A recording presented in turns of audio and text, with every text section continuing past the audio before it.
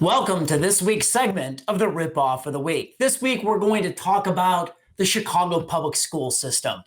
My name is Adam Andrzejewski, and I'm the founder and CEO of OpenTheBooks.com. Let's briefly review our mission. Simply summarized, it's every dime online in real time. And to that end, last year, our auditors, we filed 40,000 Freedom of Information Act requests, and we captured and displayed on our website $6 trillion worth of federal, state, and local spending. So you can follow the money, so you can hold our elected officials accountable for tax and spend decisions. All right, let's get right to our topic this week. I want to introduce my co-host, Tamara Colbert. Good evening, Adam. Thank you so much. It's always fun to be here and talk about fiscal issues. It gets right to the meat of the taxpayer. So today's taxpayer is the Chicago Public Schools. They're going back to the classroom. How much did an average Chicago public school teacher make in the last 12 months while the district was all remote learning? Well, it seems like such an accomplishment that they're back kindergarten through 8th grade. I don't think the high schools are back yet, but however, there's about 21,000 Chicago public school teachers, and they're highly compensated. So on pay and benefits, they cost taxpayers $108,000 a year. So they soak up a tremendous amount of money. They haven't been back in the classroom for a year. Finally, kindergarten through 8th grade is going back into the classroom, but still the high schools, they're still remote. That's really unbelievable. I just want a point of clarification. So in Chicago public school system, it is only kindergarten through 8th grade who has returned to the classroom, and the high school teachers are still working remotely, correct? That's right. So look, there's a lot of overcompensated employees in the district. You have the head of the schools, the chancellor of the public schools, and she makes more than the U.S. Secretary of Education, which is a cabinet level position. Look, this overcompensation even extends right into the position of custodian, the janitors. There are janitors in the city of Chicago making 6 figures. Wow. We found over a dozen janitors out-earned the governor of Maine, and his base salary is $70,000 a year. Wow. Are there any other highly compensated employees that you want to share with our viewers tonight?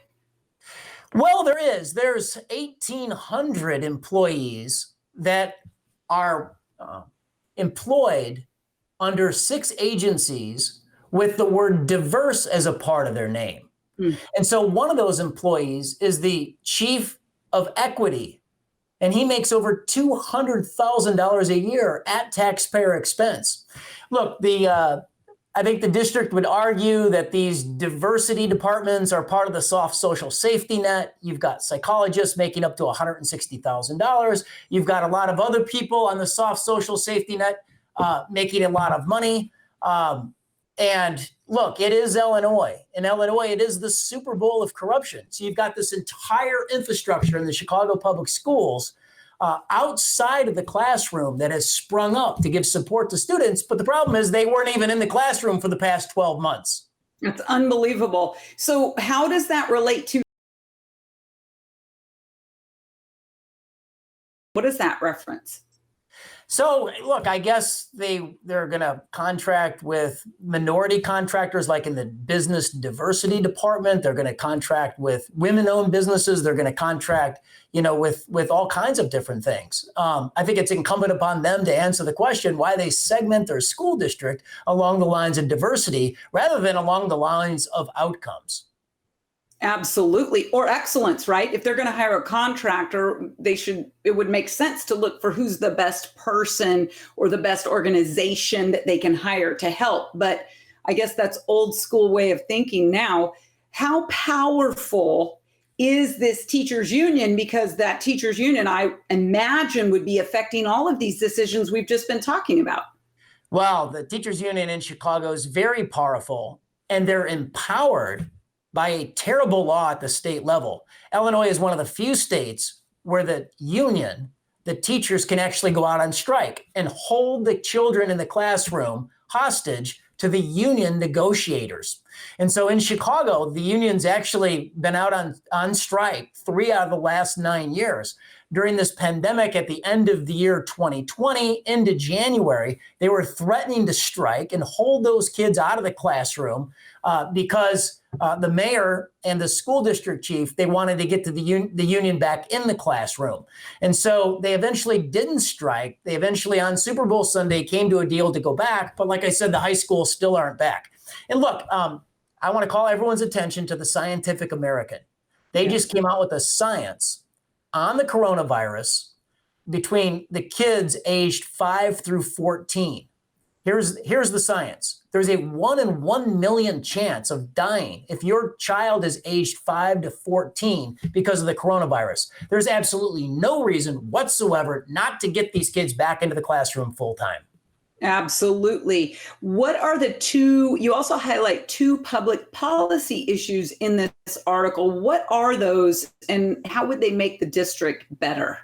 So first off, in Illinois, you should call your member of the General Assembly, the state legislature, and introduce a bill to reverse the no strike provision. This shifts the power to the unions. It's hard to rein in pay perquisites, pension benefits, these bloated budgets within all Illinois school districts, and there's 900 school districts here in the state, if you give the unions the power to go out on strike. So that's number one. Number two is we need a much better school choice law in Illinois. Parents should be the ones taking their tax dollars for their child to the school of their choice. For example, the Chicago parochial schools, the Catholic schools, they've been in the classroom since September of last year.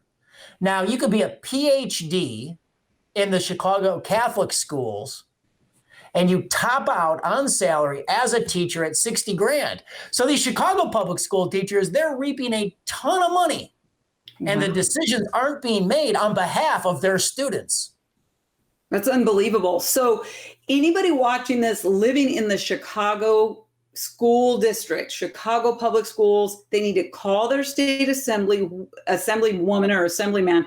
What else can they do? Is this something like the Chicago State Senate? Would that have anything to do, or just the assembly person? What about Chicago City Council or the mayor? Well, I think all of that's on the table if you live in the city, but specifically on the no strike provision, that's got to be a change in the state law. Okay, that's great. Adam, open the books. You are doing the work of oversight that the taxpayer appreciates. I know, I see all these comments are extraordinary that we get every single week. How does Open the Books choose a topic to look at? So we look for waste, fraud, and taxpayer abuse, and that's what we showcase on this segment's Rip-Off of the Week.